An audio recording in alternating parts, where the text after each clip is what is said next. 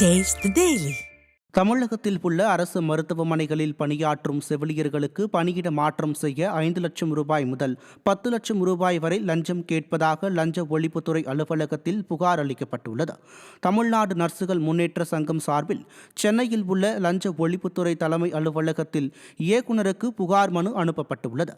அதில் சென்னை தேனாம்பேட்டையில் உள்ள DMS வளாகத்தில் செயல்பட்டு வரும் மருத்துவ மற்றும் ஊரக பணிகள் இயக்குநரக அலுவலகத்தில் நர்சிங் பிரிவில் பணிபுரியும் நிர்வாக அலுவலராக உள்ள ஜெயக்குமார், அலுவலக கண்காணிப்பாளராக உள்ள மணிவாசுகி, வளர்ச்சி மற்றும் திட்டப்பிரிவில் பணியாற்றும் சதீஷ்குமார் ஆகியோர் செவிலியர்களுக்கு விருப்பப்பட்ட மருத்துவமனையில் பணியிட மாறுதல் செய்ய 10 லட்சம் ரூபாய் வரை லஞ்சமாக பெற்று முறைகேடாக பணி மாறுதல் ஆணைகள் வழங்குவதாக மனுவில் தெரிவிக்கப்பட்டுள்ளது. நிர்வாக திறனற்ற ஸ்டாலின் ஆட்சியில் ஊழல், லஞ்சம் உள்ளிட்டவை தலைவிரித்து ஆடுவதாக பொதுமக்கள் குற்றம் சாட்டுகின்றனர். அரியலூர் மாவட்டம் ஜெயங்கொண்டம் அருகே மழையால் 1500 ஏக்கர் பரப்பளவில் பயிரிடப்பட்டுள்ள எள் பயிர்கள் தண்ணீரில் மூழ்கியது. தாப்பள்ளூர், திருமானூர் ஒன்றியங்களில் சம்பா நெற்பயிர்களை பிரதானமாக விவசாயிகள் பயிரிட்டு வருகின்றனர்.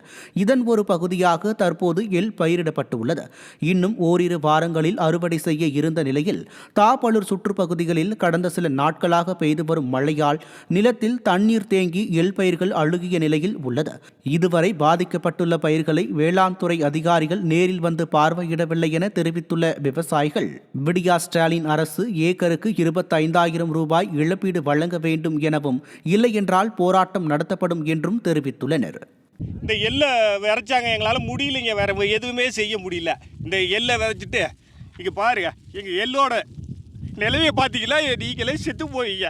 நாங்கள் என்ன பண்ணுறது சொல்லுங்கள்.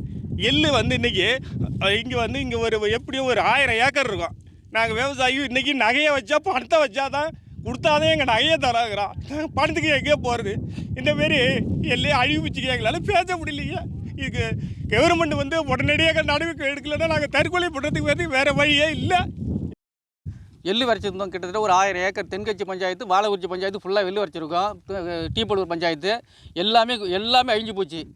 விவசாயம் பண்ணணும், எல்லாம் எல்லா எள்ளும் காலி ஆகிடுச்சு.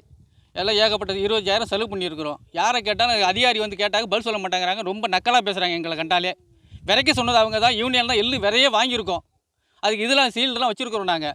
அவங்க இந்த அளவுக்கு பதில் சொல்கிறாங்க. இதுக்கு என்ன வழின்னு யாரை கேட்டாலும் சரியான போகலன்னா நாங்கள் என்ன செய்யலாம்னு தெரியலைங்க எங்களுக்கு. நாங்கள் தற்கொலை பண்ணிக்கிறதா இல்லை விவசாயம் பண்ணுறதா ஒன்றுமே இல்லை. இது வடிகால் வசதியும் இல்லை. இந்த ஊரில் எந்த வாய்க்காலும் வெட்ட வாய்க்கால் சாடா பில்லு போஞ்சு கிடக்குது. என்ன செய்யறது ஒன்றுமே தெரியலிங்க.